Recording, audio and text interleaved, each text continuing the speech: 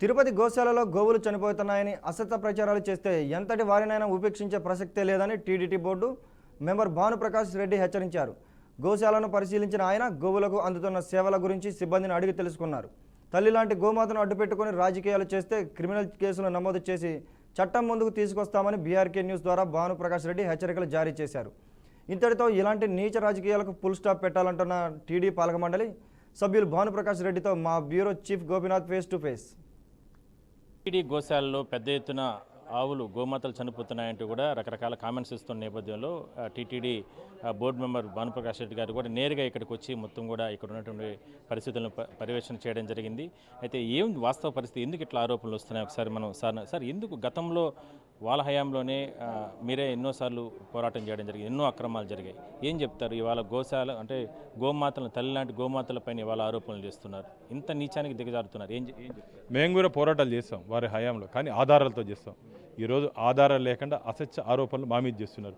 గోవులు ఎంత ఆరోగ్యంగా ఉన్నాయి చూడండి, బక్క చిక్కిపోయాయి, దానా పెట్టట్లేదు.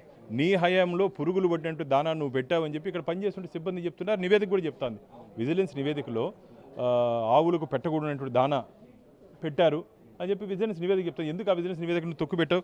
ఎవరిని కాపాడడానికి నువ్వు తొక్కు పెట్టావు కరుణాకర్ రెడ్డి గారు? ఇది మంచిది కాదు. కేవలం రాజకీయంగా ఆంధ్రప్రదేశ్ రాష్ట్ర ప్రజలు నిన్న తిరస్కరించారు. రాజకీయంగా మమ్మల్ని ఎదుర్కోలేక ఇలా గోవుల్ని గోవిందుడితో నువ్వు రాజకీయం చేయాలని ప్రయత్నిస్తున్నావు.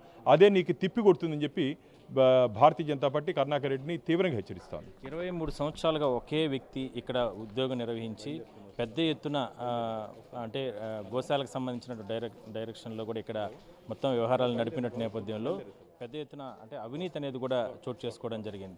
దీనిపైన భవిష్యత్తులో ఎటువంటి విచారణ జరిగే అవకాశం అవుతుంది? ఎందుకంటే గోశాలకు సంబంధించినటువంటి అంశంలో ఖచ్చితంగా ఇక్కడ ఉన్నటువంటి అధికారుల మీద చాలా కంప్లైంట్స్ వచ్చాయి. దీని మీద ఒక విజిలెన్స్ ఎంక్వైరీ కూడా మా బోర్డు వేస్తుంది.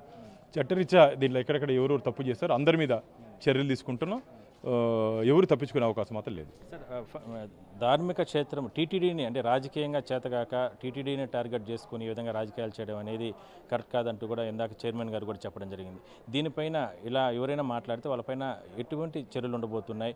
ఇప్పుడు జరిగినటువంటి విషయాలకు సంబంధించి ఏ రకమైనటువంటి ఎవరెవరిపైన అరెస్టులు జరుగుతాయి, లేదంటే వాళ్ళపైన ఎటువంటి చర్యలు ఉంటాయి? ఎందుకంటే ప్రజాస్వామ్యబద్ధంగా మాట్లాడాల్సింది మీరు కూడా ఇందాక అన్నారు.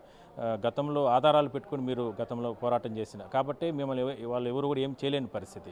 అలాంటిది రిపీట్ కాకుండా ఇవాళ వేగ్గా రకరకాల ఫోటోలు పెట్టి ఈ రకంగా చేయడం అనేది ఎంతవరకు సమంజసం? ఎటువంటి చర్యలు ఉంటాయి? అంటే వారికి హిందూ మత విశ్వాసాలు కానీ గోవుల మీద కానీ నమ్మకం లేదు, విశ్వాసం లేదు.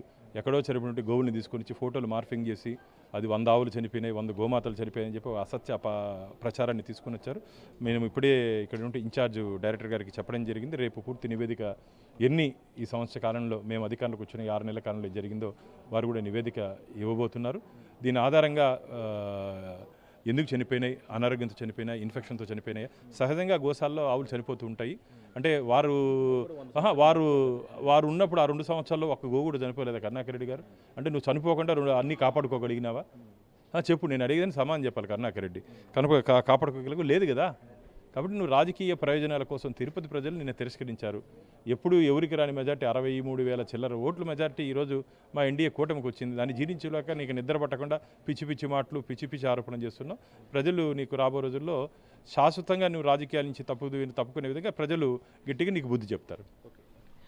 సో మొత్తం మీద మనం చూడొచ్చు, ఒకసారి మనం ఇదంతా కూడా చూద్దాం. చాలా నీట్గా అంటే ఇక్కడ ఉన్నటువంటి ఆవులన్నిటి గోమాతలన్నీ కూడా చాలా నీట్గా ఇక్కడ ఉన్నటువంటి సిబ్బంది అంతా కూడా ఏర్పాటు చేయడం జరిగింది. వాటికి 3 పూటలా కూడా ఎంతో ఆరోగ్యమైనటువంటి ఆహారం వాటికి అందించడం, దానా కావచ్చు వీటన్నింటినీ కూడా ఏర్పాటు చేస్తున్నారు. సో మొత్తం మీద టీటీడీకి సంబంధించి టీటీడీని అంటే టార్గెట్ చేసుకుని మాట్లాడుతున్నటువంటి వైసీపీ నేతలకి ఖచ్చితంగా చట్ట ప్రకారం చట్టం ముందు వాళ్ళకి తీసుకొస్తాం, ఎట్టి పరిస్థితుల్లో కూడా వాళ్ళపైన చర్యలు తీసుకుంటామంటూ కూడా బోర్డు సభ్యులు భానుప్రకాష్ రెడ్డి గారు చెప్తున్నారు. రాబోయే రోజుల్లో టీటీడీని టార్గెట్ చేసుకుని ఎవరైనా సరే మాట్లాడితే ఒక భయం కలిగే విధంగా కూడా మేము చర్యలు